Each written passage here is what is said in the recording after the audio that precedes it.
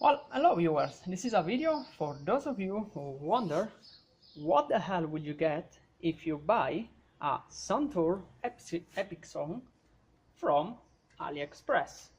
You know, those shady looking insertions that actually look too good to be true? Well, if you want to know if they are actually too good to be true, just keep watching this video. So in the end, what you're gonna get. Okay, this is the completed disassembled fork. I was gonna do it anyway, so it wasn't really a big deal for me, just for checking what was inside. So, stanchion and legs. These appear to be sort of a legit item. If you run the code that it's printed behind them, it says that these are a 2017 Suntour ion part, and they are actually alloy. Because this is a magnet, they don't stick anywhere.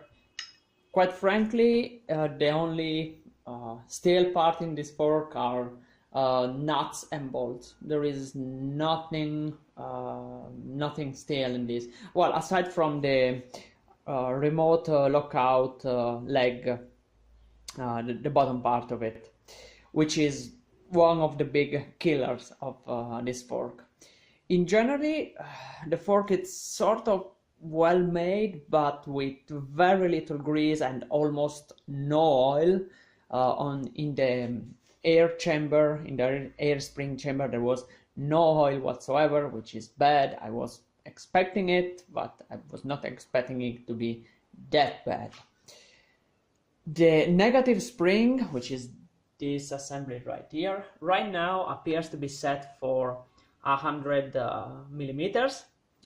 There are these holes that you can raise and or lower the stop. This one appears to be the 100 millimeters mark. There is another hole down here for maybe the 80 millimeters travel, but if you wish, you can increase it to 120, 130 and 140. It's a very simple thing to do. You just have to punch a pin which is inside of this plastic stop right here. You move it up and then you put back the pin in place. That is, you can do it if you have the remote lockout that will allow it, and it will allow you to do so. Also, the top cap appears to be the top quality one, at least for the air valve. The remote lockout, it's the basic one with the plastic top, not the aluminum. The rebound, it's the basic plastic one, and the real problem with this fork, it's the remote lockout cartridge. Now, I don't have the parts for the official, the part number for the official epixon, because Suntour has not them yet on their website, but this one, it's, if you can see, let's see if it picks it up. No, but anyway, it's a Fang 07100. Now, Fang 07100 apparently is the top one for the Suntour XCR32, and it's the basic intermediate level for the ride-on fork. So this is not epicon or epixon part. So this is really what kills this fork. But you know, I paid it $150 for an air fork, which I just had to put all in it as when it comes. Yeah, I was kind of expecting it. You know, it's not like you're paying half the price and you get miracles, because essentially it's the lockout cartridge that is why this fork is cheap. The official one on the Suntour website, it's almost $80 more. If we have to compare, it's like 133 versus, I think that this one is around 50. So now I'm going to put it back together and Well, I will actually see if with the 07100 you can achieve a 120 millimeters travel, because that would be interesting. We are actually going to talk about the upgradeability of the fork. I am now on the Suntour website, and I just want to show you a couple of parts that you can actually change from the epixon. So we are going to look at the fork parts. You have a list of, not all, but some of the fork that Suntour it's actually offering on. This is the North American website, and we are going to look at of this tab right here, which I already selected. This one is the very basic Suntour Radon lockout cartridge. As you can see, it's the one that I have, the Fang 07100. Now this part right here sells for, as you can see, almost 70 euros. It's a non-serviceable part, meaning that when it will be worn out or broken, you will have to simply replace it. But you can actually choose another way, not simply change this part, but actually upgrade it to a serviceable part. The serviceable part, it starts to be offered, well, from the Radom, but mostly from the epicon and upwards. And the part is the one that I have right here. As you can see, this is the serviceable one. These two parts are actually locking nut that you can open and service the insides of the lockout cartridge. You can actually, if you want, change the oil inside, and by changing the oil inside I mean the type of oil by viscosity, and you will have different behaviors of the lockout cartridge. It will dampen in different ways. This part right here, it's offered from epicon, but if you look at for example, let's say Axon, which, if I'm correct, it's the last 32 millimeters tension one, with, for at least for me, it means that it's the last part that I'm sure will work with my epixon 32 millimeter stanchions, and also 32 millimeter machine threads on top, which will usually be like a 27 sides socket. As you can see, it's not this one, but okay, the 136 euros. It's twice the price of the normal part. So as you can see, we were in a Axon selection, but it just redirected us onto the epicon one. So epicon, Axon, this part, it's all the same. Now, does this mean that you can simply change it if you have a remote lockout epixon?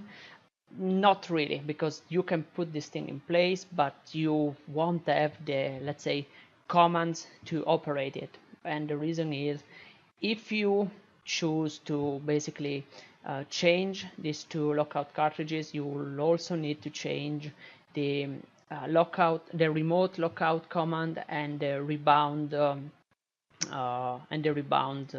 dials and fixing nuts. As you can see, these one are for the top level one, so which are this one. Just keep them in mind. Let's see if I can actually show you the epicon ones, or epixon, because they are essentially the same. Okay, so this is the Rhydon,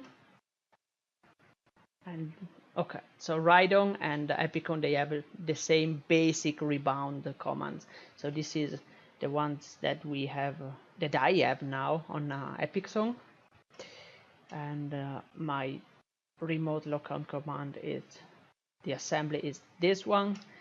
If you choose to go to the top cartridges, you will need to change the the top assembly and the rebound assembly. So it's another, let's say, almost 50 euros more.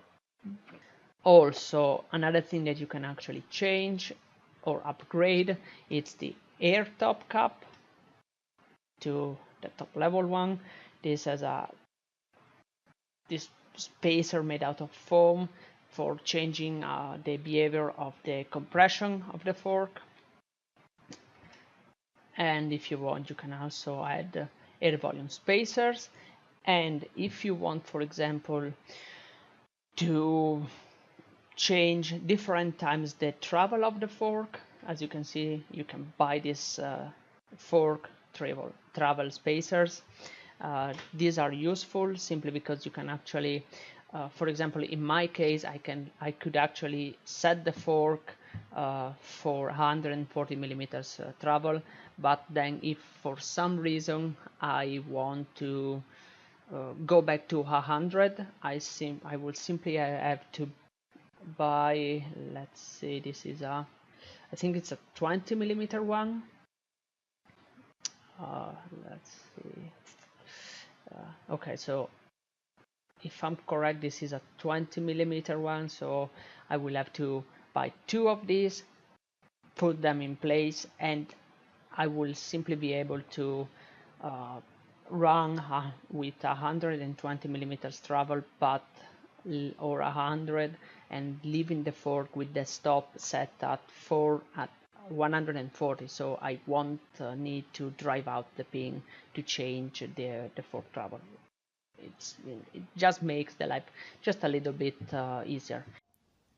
Okay, final thoughts on the 2019 epixon fork from AliExpress.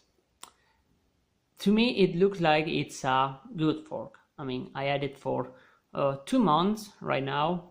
I have used it every day as a commuter, roughly 60 kilometers a week, and every weekend at least one trail ride of 2 to 3 hours. I haven't had a single problem yet.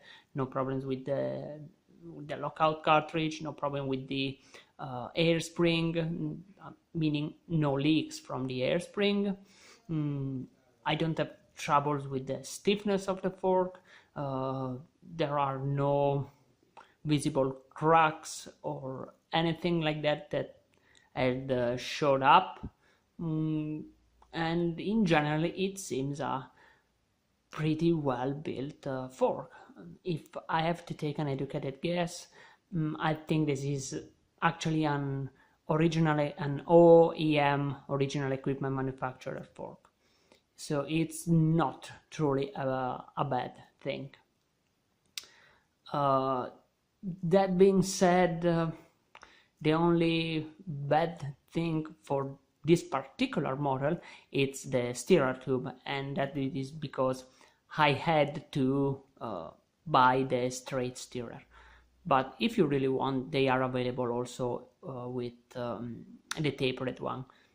So just take that into consideration if you want to buy it as an upgrade to a entry-level mountain bike, but you want, a fork that can be put into a mid-range mountain bike just as easily. With the 140 millimeter travel adjustment that I made, the fork works just as fine as when it came, which was set for 100 back then. It has just made the bike a little bit easier on the descents. Well, as a downside that you have to take into consideration, you have to buy this from China, and it will be shipped from China. So you have to be mindful of your own custom, because they can actually stop it at the border, and you will probably have to pay import fees. It really depends on what the AliExpress seller will do, the method of shipping that you will choose. But to be fair, don't expect the seller to state the actual value of the fork, and this could cause some problems for you. Well, at least for me it did, because basically I had like 35 euros no importation fee limit, and for some reason they basically listed this item for as if it had 50 euros value, which is a stupid thing to do because it's anyway over the limit, but it's not the real value of the fork. So I had no problems. With my own custom, but just be mindful of it. So I hope that this video was informative for anyone who maybe had, that thought of buying this fork, but it wasn't sure about it. For me, it's a good fork and never had a problem, so I will buy it again.